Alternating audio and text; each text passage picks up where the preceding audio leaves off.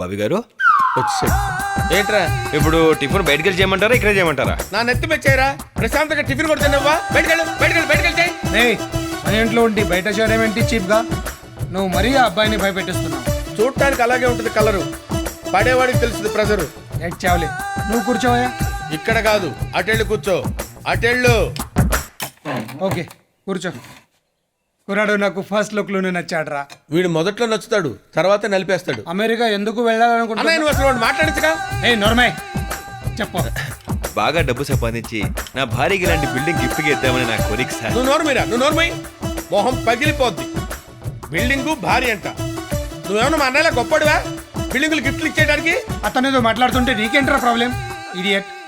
ఇంతకీ లవ్ మ్యారేజా అరేంజ్డ్ మ్యారేజా అని అడగలేదు మీరు. చెప్పు. అన్నయ్య అదే. నువ్వు వాడిని మాట్లాడించావు, నేను ఇక్కడి నుంచి వెళ్ళిపోతాను. రేయ్ కూర్చో. కూర్చోడానికి ఏమన్నా కుర్చీలా ఉందా, కుంపట్లా ఉంది, కాలిపోతుంది. కూర్చో.